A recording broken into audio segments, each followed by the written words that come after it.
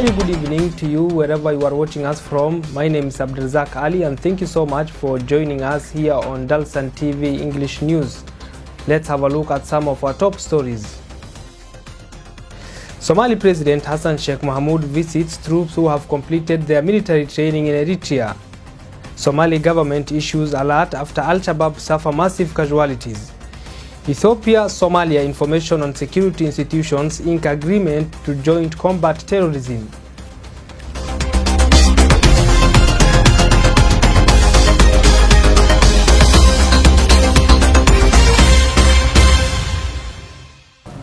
Good evening and thank you so much for joining us. My name is Abdelrazak Ali. Somali President Dr. Hassan Sheikh Mohamud has visited Somali troops who have completed their military training in Eritrea on Friday. Somali President Hassan Sheikh Mohamud has visited Somali troops who have completed their military training in Eritrea on Friday. President Mohamud inspected the training facility for the Air Force graduates.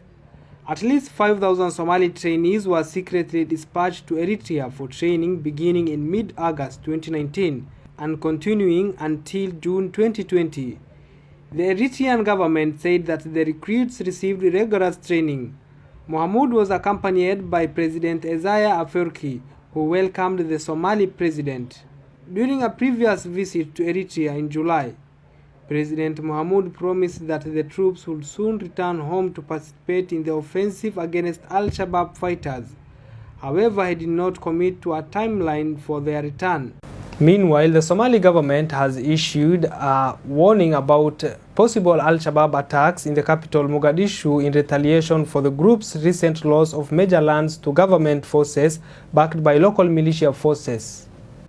The Somali government has issued a public warning about possible Al-Shabaab attacks in retaliation for the group's recent loss of major parts of the country to government forces backed by local clan militia. In a statement issued on Friday, the Ministry of Information urged the public to be vigilant and report any suspicious activity. It also advised business centers owners such as hotels and restaurants to closely monitor the activities on their premises. Heavily armed officers were seen on Friday patrolling the streets of the Somali capital Mogadishu as security was boosted outside key government offices, hotels, private buildings and shopping centers. The federal government announced weeks ago that over 1,000 Al-Shabaab militants had been killed during ongoing offensive military operations in central Somalia regions of Hiran, Middle Shabelle and Galgudud. The Al-Qaeda affiliate armed group Al-Shabaab has been under pressure since August when President Hassan Sheikh Mohamud began an offensive against them. On October 30th, the group claimed responsibility for twin car bomb attacks at Somalia's Ministry of Education in Mogadishu, killing at least 121 people and injuring 330 others. The first explosion hit the ministry, then the second blast occurred as ambulances arrived and people gathered to help the victims. The deadly terror attack occurred at the same busy intersection where Al-Shabaab militants killed over 500 people 5 years earlier in a similar truck bomb attack. Elsewhere, the Ethiopian National Information and Security Service and its counterparts in Somalia have signed a memorandum of understanding to carry out coordinated information exchange and joint operation to prevent Al-Shabaab, a threat to the Horn of Africa, and stop its terrorism activities. Ethiopian National Information and Security Services and its counterpart in Somalia signed an agreement to jointly combat terrorism. The Ethiopian National Information and Security Services and the Somali National Intelligence Agency signed a memorandum of understanding to carry out coordinated information exchange and joint operations to prevent Al-Shabaab, a threat in the Horn of Africa, and stop its militant activities. The Ethiopian National Intelligence and Security Services announced that the MOU was signed by the Director General of the Intelligence Agency, Temesgen Tirona, and the Director General of the National and Security Agency of Somalia, Mahad Mohammed.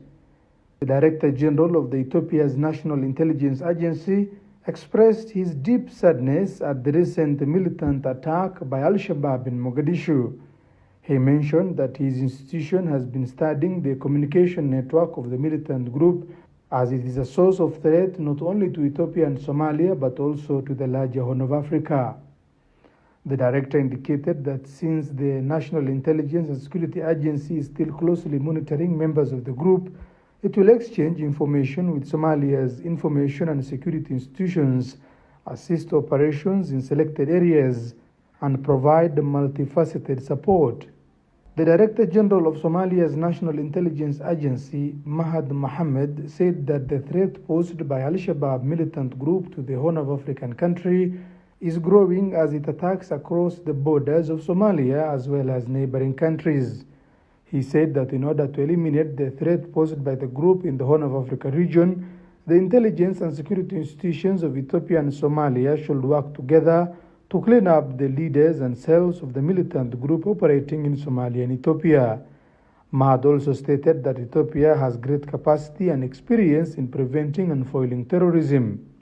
However, he expressed his belief that the results will be achieved by implementing the cooperation agreement reached through the exchange of information, the deployment of a coordinated anti-Al-Shabaab operation, and ensuring lasting peace and security in the Horn of Africa region.